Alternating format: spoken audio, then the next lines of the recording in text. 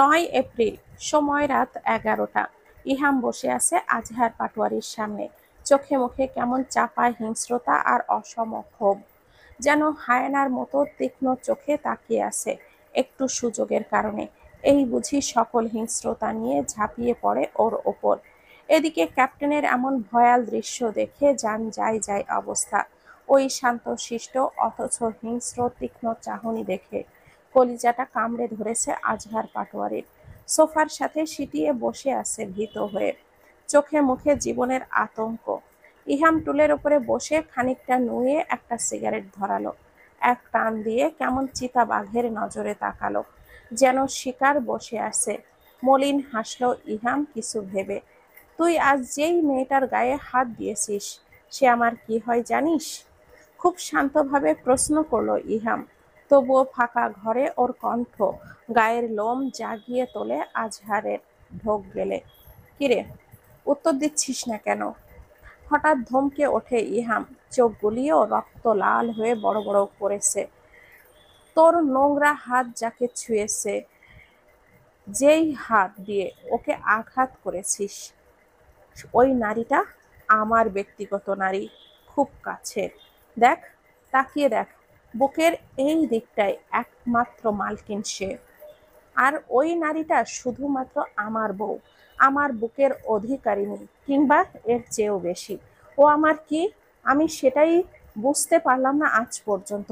আর না, আমি বুঝলাম ভালোবাসা কি। আমি শুধু জানি ওই বেয়াদব নারীটা একমাত্র আমার, এবং তা খুব দামি। ধরে নে, এই দুনিয়ার সকল কিছুর ঊর্ধ্বে। দুর্ভাগ্যবশত আমি সেটা বুঝতেই পারি না। ইহামের প্রাণহীন হাসিটা যেন আর একটু বাড়ল, বেদনার সুরে বলল, আর আমার সেই দামি নারীটিকে তুই আঘাতে আঘাতে পিষ্ট করলি।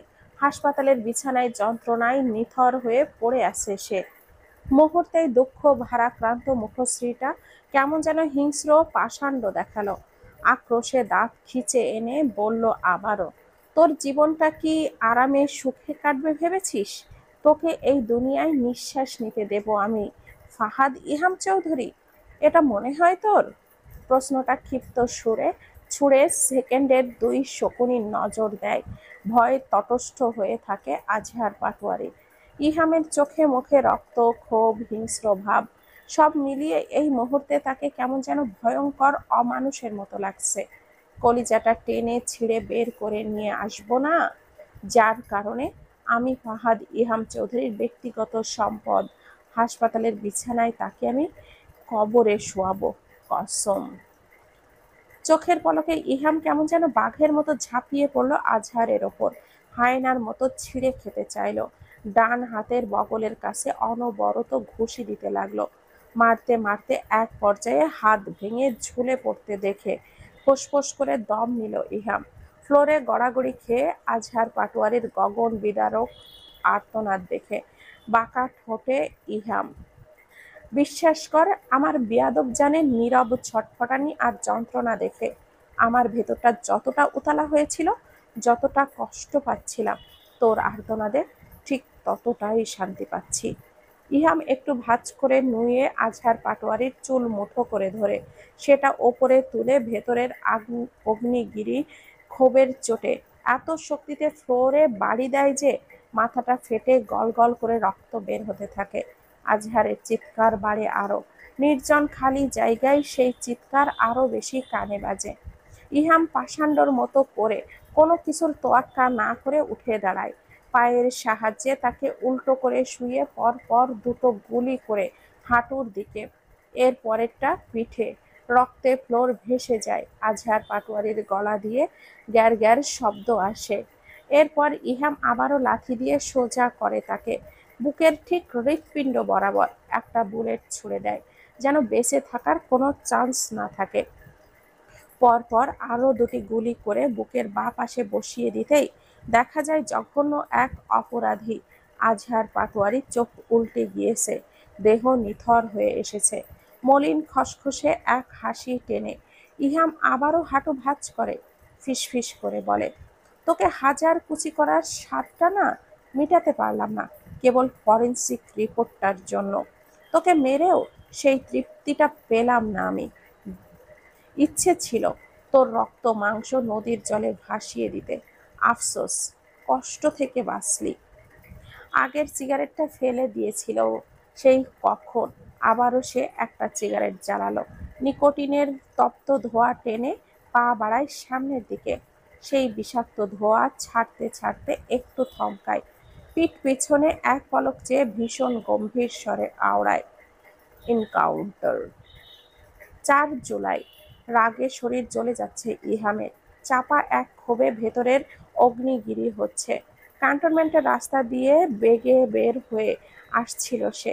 পথিমধ্যেই সৌম্যকে দেখে থমকে দাঁড়ায়, শীতল চাহনি ছোড়ে। তাকে এইভাবে তাকাতে দেখে ছেলেটা কি জানি লজ্জা নাকি অনুতাপে দৃষ্টি নত করে নিল। মাথাটা নুয়ে করুণ অপরাধের ছলে ভেতরটা ছটফট করছে সৌম্যের। ইহাম খুব ভালো করেই সৌম্যকে পরখ করল। এরপর অদ্ভুতভাবে শান্ত স্বরে বলল, আমি আমার প্রতিটা টিম মেম্বারকে নিজের আপন ভেবে এসেছি। মনে করেছি এটা আমার আরেকটা পরিবার। টিমের সবাইকে অন্তরের গভীরে জায়গা দিয়েছিলাম। কিন্তু হায় আফসোস, আমি কাউকেই বোঝাতেই পারি না কিছুই। সবাই আমার উপরে রুক্ষ কঠিন ভাবটাই দেখে, আর আমার ভেতরের অনুভূতিগুলিকে সকলের সামনে মুক্ত করতে আমি সবসময়ই অক্ষম। ইহামের কণ্ঠে কেমন যেন চাপা একটা কষ্ট লুকিয়ে আছে। সৌম্য অনুতপ্ত চোখে তাকিয়ে দেখল মানুষটার ঠোঁটের কোণে কিঞ্চিত বেদনার হাসি। আমি বোধহয় এমনই একটা কঠিন মানুষ, পাষাণ লোক, যে ঠিকঠাকভাবে নিজের মনের অভিব্যক্তিটা প্রকাশ করতে পারে না। আমি কি ফিল করি সেটা কেউই বুঝে না। তাদের কাজে প্রমাণ করে দিলেও তারা যেন আমার ওই চাপা স্বভাবের মুখের না বলা কথার দিকেই তাকিয়ে থাকে। মানুষ এতটা অবুঝ কেন সৌম্য? ছেলেটা ভীষণ অপরাধে গুটিয়ে গিয়েছে একদম। চাপা কষ্টে কিছু বলতেও পারছে না। কখনো আমার কোনো কাজেই কি সেটা ফিল করতে পারোনি সৌম্য? ঠিক কোন কারণে এমনটা করলে তা আমি সত্যি বুঝতে পারছি না। আমি আমার টিম মেম্বারের কাছেই আপন হতে পারলাম না, যার কারণে আমার টিমের, আমার ভাবনার আপনজনই আমার পিঠ পিছে ছুরি মারল। এত অক্ষমতা, এত ব্যর্থতা নিয়ে আমার বোধহয় চাকরিটা ছেড়ে দেওয়াই ভালো। ইহাম দুপাদা পা ফেলে কয়েক কদম এগিয়ে যেতেই কম্পিত ভেজা কণ্ঠে ডাকল, সৌম্য ক্যাপ্টেন বলে। পা থামিয়ে ইহাম একটু ঘাড় বাঁকালো। সৌম্যকে কিছু বলতে না দিয়েই নিজেই বলে উঠল, আমি সবসময় চেয়ে এসেছি আমার কারণে আমার কোনো টিম মেম্বার যেন আঘাত না পায়। ওরা যেন সবসময় ভালো আর খুশিতে থাকে।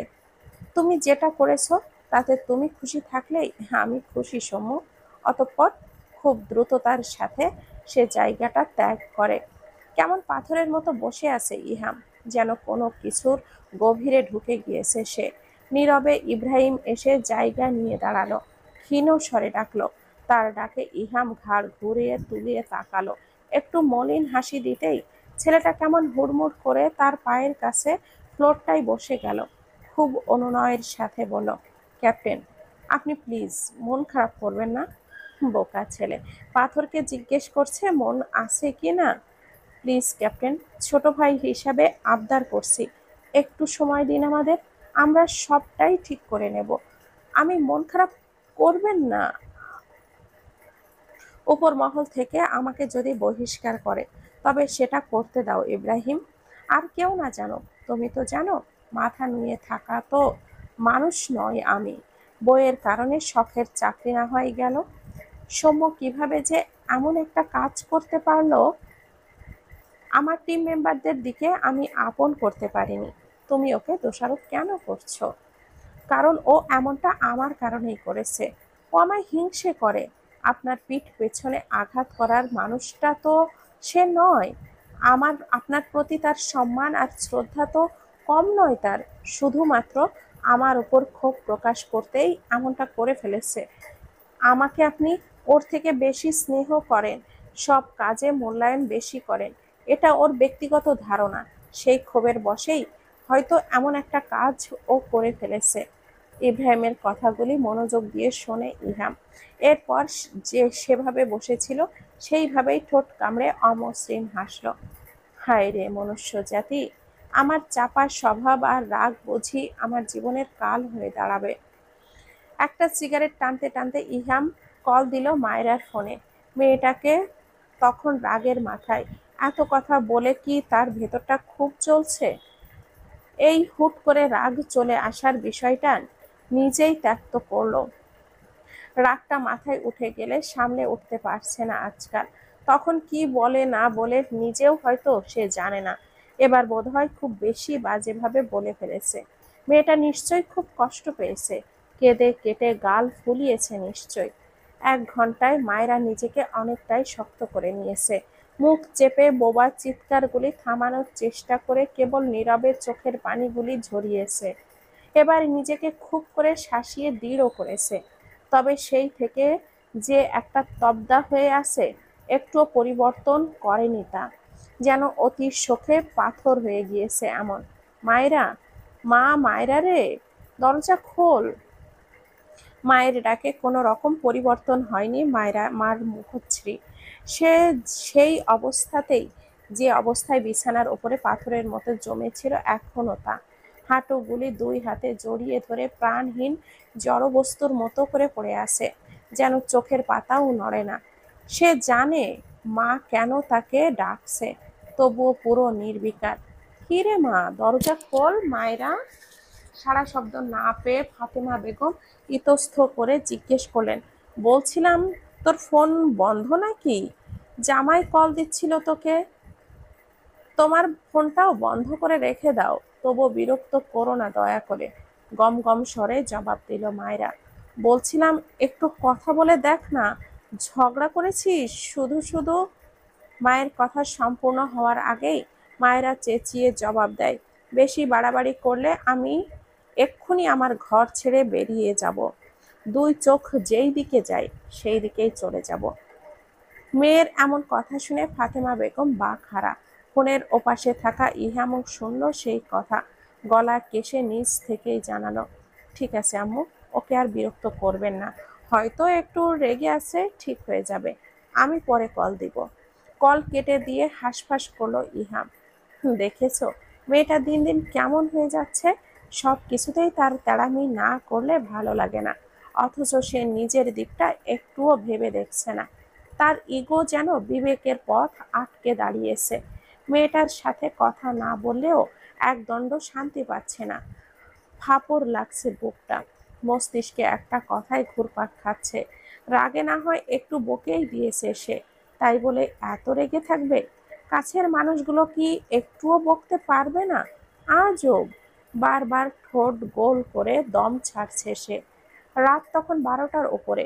ঘুমানোর আগে রোজ ইহামের সাথে কথা বলা হয়, যে মায়রার অভ্যাস হয়ে গিয়েছিল। তাই বোধহয় আজ একটু ফাঁকা ফাঁকা লাগছে। মনে হচ্ছে কি যেন নেই সাথে। কি মনে করে যেন ফোনটা অন করলো। সাথে সাথে মেসেজ বক্সটায় অসংখ্য বার্তা এসে ভিড় জমালো। মায়েরারা সবগুলি মেসেজ মনোযোগ দিয়ে দেখলো। এই মায়েরা, ভুল হয়েছে, এত রাগ করতে হবে কেন? প্লিজ ফোনটা তোলো। মানছি বকেছি, তাই বলে এতটা রেগে যাবে নাকি? দেখো, আমার এবার খুব রাগ লাগছে। কি শুরু করলে তুমি? একটু না হয় বকেছি, তাই বলে এমনটা করতে হবে? আর যাই হোক, কথা না বলার মানেটা কি? মেজাজ বিগড়ে যাচ্ছে আমার। তুমি আগে আমার সাথে কথা বলো। সত্যি বিরক্ত হচ্ছি আমি। শেষের কয়েকটা মেসেজ শুধু এই ধরনেরই। তা দেখে মলিন হাসলো মায়েরা। লোকটা বড্ড স্বার্থপর টাইপের। সবার আগে নিজেরটাই বোঝে। নিজের সুবিধা অসুবিধা, ভালো লাগা খারাপ লাগা তার কাছে আগে প্রাধান্য। আর বাকি কে কি ভাবলো মনে পড়লো তাতে তার কিছুই যায় আসে না। তার ব্যবহার, তার কথায় আর কেউ মন খারাপ করলো না কি কষ্ট পেল, তাতেও সে হয়তো তোয়াক্কা করে না। করলে কি আর এমন নীরবে হুমকি ছাড়ে? ফোনটা বন্ধ করবে এমন সময় তার ফোনে ইহামের কল আসে। রাত তখন 12:45। ফোনটা বেজে কেটেও গেল। মায়েরা কল ধরে না। আবার আসে কল, কেটে যায়। অবশেষে নিজেকে শক্ত করে কলটা রিসিভ করে সে। এই মায়েরা, কোথায় ছিলে তুমি? মায়েরা চুপ। মায়েরা কথা বলো, শুনতে পাচ্ছ না কথা? মায়েরা এবারেও চুপ। ওই বেয়াদব মেয়ে, সাড়া দিচ্ছ না কেন? ম্লান হাসলো মায়েরা। ওপাশ থেকে লোকটার অস্থির ভাব টের পেল। আমাকে আপনি আদৌ মানুষ মনে করেন কিনা তাই দেখছিলাম। মেয়েটার থমথমে রুক্ষ গলা শুনে ইহাম স্তম্ভিত হয়ে যায়। কিছু সময় নীরব থেকে নরম সুরে বলে, তখন রাগের মাথায় কি বলেছি মনে নেই, কিছু মনে করো না। ফিক করে হাসির আওয়াজ শোনা গেল। মায়েরা কাট কাট গলায় জানায়, ধনুক থেকে একটা ফলা বের হয়ে গেলে সেটা আর ফেরানো যায় ক্যাপ্টেন সাহেব? মানুষের মুখের কথাও তেমনি, একবার বের হলে ফেরানোর উপায় বন্ধ। কপাল কুঁচকে আসে ইহামের। মেয়েটার হলো কি, আজ একটু অন্য সুরেই কথা বলছে যেন। বাকি সময় হলে তো রাগারাগি করে কিংবা তেড়ামি, আজ এমন শান্ত, অথচ একটা রুক্ষ ভাব আছে। লিসেন মায়েরা, তুমি তো জানো আমি একটু রাগী। যখন রাগ ওঠে কি থেকে কি, এসব নিয়ে আমি কিছু শুনতে চাই না। আর না কোনো আগ্রহ আছে। কি বলতে চাও মায়েরা? আমি আর কিছুই বলতে চাই না আপনাকে। আমার সব বলা ফুরিয়েছে। মানে মানে হলো এটাই, আমি এবার সত্যি আপনার থেকে গুটিয়ে নিলাম নিজেকে। মায়েরা, রেগে আসো মানলাম, তোমার মাথা ঠিক নেই। কি বলছো নিজেও বুঝতে পারছো না? কাল কথা বলবো, এখন তুমি ঘুমাও। আমি সত্যি এতদিন বুঝতে পারিনি সব কিছু, তবে এখন ঠিকটা বুঝতে শিখেছি।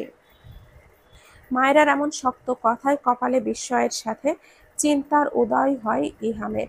কণ্ঠে কোনো হেহালি নেই আর না রাগ, যেন প্রতি কথার মাঝে ফুটে উঠেছে অদম্য আত্মবিশ্বাস। আমি একদিন আপনাই বলেছিলাম না, খুব সহজে যে জিনিস পাওয়া যায় তার দাম সস্তা হয়। আমি হয়তো আপনার কাছে তেমনই কিছু একটা, খুবই নগণ্য, খুবই সস্তা। বিস্মিত কণ্ঠে শুধোয় ইহাম। এত কঠিন কথা বলছো কেন মেয়ে? এইসব কি যাতা বলছো? কেন বলছো এইসব? এসব তোমায় মানায় না। কঠিন কথা বলে যদি কষ্টগুলিকে ভুলে থাকা যায়, ভালো থাকা যায়, তবে কঠিন কথায় ভালো ক্যাপ্টেন সাহেব। দেখো মায়েরা, আমার কথায় হয়তো তুমি অভিমান করে আছো। আচ্ছা, একটু রেগে বকেছি তাই বলে তুমিও রাগ করছো মানছি। এখন যখন আমি নিজে থেকে সবটা ভুলে বিষয়টাকে মিটিয়ে নিতে চাইছি, তখন এসব আজে বাজে কথার মানে কি? হাজবেন্ড হিসাবে তোমাকে বকার অধিকার কি আমি রাখি না? কিছু ভুল জীবনে খুব কঠিন হলেও উপকারী। হয়তো আমাদের না হওয়া সংসারে আপনার অন্ন ধ্বংস না করার একটা উপকার, আর এই সিদ্ধান্ত আমার। এতক্ষণ ধৈর্য রাখলেও আর পারছে না ইহাম। মেজাজটা হুট করে চটে গিয়েছে। এতটা সময় মেয়েটার সাথে কথা না বলে কি দারুণ যন্ত্রণায় পড়েছে শুধু সেই জানে। অথচ মাথা মোটা অবুঝ মেয়েটা আর তাকে বুঝলো কই। দাঁতে দাঁত কেটে বলো, বেশি বেড়ো না মায়েরা, এবার বাড়াবাড়ি করছো তুমি। মলিন হাসলো মায়েরা। আপনার বাড়াবাড়িটা বেশি না? আমার একটু আমার এটুকুটাই আপনার কাছে বেশি বেশি? ইও ফুকিং ইমোশন। সেটাই। হাসিটা চওড়া হলো মায়েরার। যার কাছে গোটা আমিটার কোনো মূল্য নেই, সে আর আমার ইমোশনের কে মূল্য দেবে? মায়েরা, তোমার এই ড্রামা বন্ধ করো, আর মেজাজটা চটিও না। আপনার মেজাজ খারাপ মানেই তো আমাকে কথার আঘাতে পিষ্ট করা, যা নয় তাই বলে অপমান করা, কষ্ট দেওয়া। এতটাই সস্তা হয়ে গিয়েছি যে আমিও একটা মানুষ, আমারও কষ্ট হয়, এই ভাবনাটুকুও আর আপনার মাঝে কাজ করে না? নাকি স্বার্থপর এই আপনিটা শুধু নিজের দিকটাই চিন্তা করেন, বাকি সবার অনুভূতি আপনার কাছে ফিকে লাগে? Yes, I am. আমি এমনই, আগে বলিনি? এতদিনেও বোঝনি? হ্যাঁ, আমার কাছে আমিটাই ইম্পর্টেন্ট। আমার মন, আমার স্বভাব আমার কাছে অনেক দামি। Any problem? যা খুশি করো তুমি। মায়েরা শান্ত অথচ মজবুত কণ্ঠে বলো, এখানে আর কি করার আছে? যে সম্পর্কটা গলায় কাটা বেঁধার মতো সবসময় যন্ত্রণা দেয়, একে অপরকে সম্মান দিতে জানে না, অপর মানুষটার মন, দুঃখ, আঘাতের যার কোনো মূল্যই নেই, সেই সম্পর্কটা বাড়াতে না দেওয়াই ভালো। ওপাশে থাকা মানুষটা বোধহয় ক্রোধে ধপধপ করছে অগ্নিশিখার মতো। তার কথাগুলি বুঝি লোকটার শরীরে আগুন লাগিয়ে দিয়েছে, তাই বোধহয় গট করেই ফোনটা কেটে দিল। মিথিলা আপু কল করেছে বারবার। মনমরা হয়ে মায়েরা রিসিভ করলো। হ্যাঁ আপু বলো, কেমন আছিস? শরীর সব ভালো? হুম। অ্যাডমিশনের প্রিপারেশন নিচ্ছিস? না। কেন রে? পরীক্ষা শেষ হয়েছে কতদিন আগে। ধারণা আছে তোর? এভাবে না পড়লে তো চান্স পাবি। জীবনের পরীক্ষাতে যখন ফেল করে ফেললাম, তখন আর কোনো পরীক্ষায় আশা করব বলতো? মিথিলার সাথে সাথে জবাব দেয় না, একটু সময় নিয়ে আস্তে করে বলে, ইহাম ভাই আমায় কল দিয়েছিল। মায়েরা শুনে একটু আশ্চর্য হলো, তবে কোনো প্রতিক্রিয়া দেখালো না। মানুষটার সাথে কথা হয় না আজ 6 দিন। প্রথম 4 দিন কল না দিলেও এরপর কল দিয়েছিল বেশ অনেকবার, কিন্তু সে ধরেনি। কষ্ট হয় ভেতরটা সারাক্ষণ পুড়ে, নিজের ব্যর্থতা আর ওই আনন্দ মাখা মুহূর্তগুলির কথা ভেবে। তবুও নিজেকে কঠোর বেড়াজালে আবদ্ধ করে ফেলেছে। লোকটাকে ভালোবাসে তাই বলে যে নিজের সবটুকু ওই রাগী বদমেজাজি আর স্বার্থপর লোকটার পায়ের নিচে ফেলে ভালোবাসতে হবে? বারবার তাকে অপমান করে আঘাত দিয়ে কথা বলতে বলতে লোকটার কি স্বভাব হয়ে গিয়েছে না? তা এতটাই সস্তা? ভালো হয়েছে, কথা বলো। আর আমায় বলার কি আছে? তুই নাকি ওনার সাথে কথা বলিস না? ঝামেলা করেছিস? কপালে কিঞ্চিত ভাঁজ পড়েছে মায়রার। ওই দাম্ভিক লোকটা কি নিজের ব্যাপার অন্যজনের সাথে আলোচনা করতে পছন্দ করে না তবে? কি রে, আছিস? বলো। কি বলবো? তুই ওনার ফোন ধরিস না, কথা বলিস না কেন সেটা বল। যে মানুষটা আমায় সহ্য করতে পারে না, যার কাছে আমি বেশি বেশি, তার সাথে আমি কথা বলতে যাব কেন বলো তো? মায়েরা, বেশি করছিস এবার। রাগে না হয় একটু কিছু বলেছে তাই বলে তুই এমন করবি? রাগ ওনারই আছে, আর তার রাগ ঝাড়ার মানুষ কেবল আমি। ওনার যখন তখন রাগ উঠবে, উনি সেটা সামলাতে পারবেন না বলে আমায় যা খুশি তাই বলবে, অপমান করবে, কষ্ট দিবে। আর তুমি সেটা মেনে নিতে বলছো আপু? মিথিলা একটু ইতস্ত বোধ করে, বলে, দেখ, মানুষ তো তার উপরেই বেশি রাগ দেখায় যাকে সে ভালোবাসে, কাছের মানুষ ভাবে। এমন না যে উনি শুধু তোকে বকাবকি করেন কিংবা রাগ দেখান, যত্নও তো করে। তোর প্রতি ভাইয়া কতটা কেয়ারিং তা পরিবারের সবাই জানে। তোর থেকে দূরে থেকেও তোর প্রতি সব সময় খেয়াল রাখে ভাইয়া। শুধুমাত্র তোর হাত ধরেছিল বলে ছেলেটার কি অবস্থাটাই না করেছিলেন উনি। ফেনীর ঘটনাটাও কি ভুলে গিয়েছিস তুই? তোকে কষ্ট দিয়েছে বলে, আঘাত করেছে বলে একেবারে এনকাউন্টার করে দিল লোকটাকে। তুই তো বলেছিস। তাহলে এখন এমন করছিস কেন? উনি একটু রাগী এই তো। একটা মানুষের খালি খারাপ দিক দেখলেই চলে? ভালো দিকগুলিও পাশে রাখতে হয়।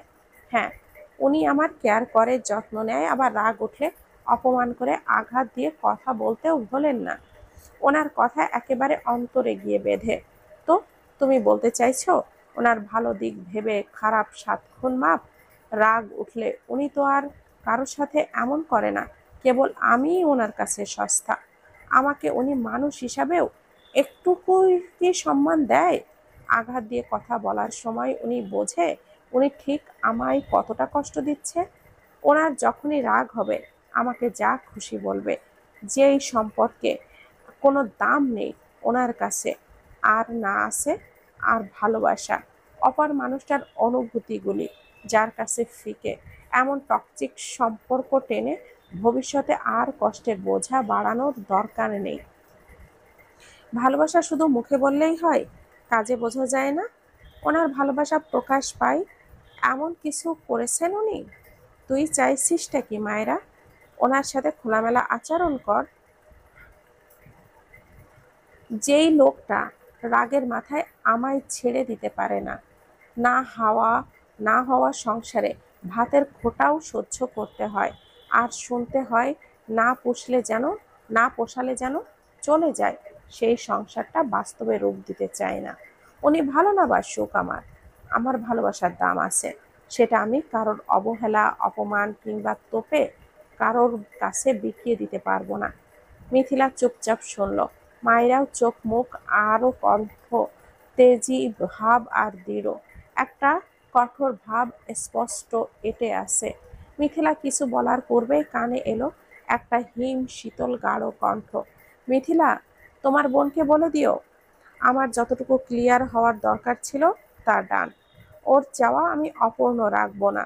ঠান্ডা মেজাজে বলছি, ও যদি আমার নামের পাশে থেকে দূরে যেতে চায় তবে আমি ওর ইচ্ছাকে সম্মান জানাই। ঈদের পর ঢাকা ফিরে আমি ফাহাদ ইহাম চৌধুরী ওর মুক্তির পথ করে দিব। And that's the last decision.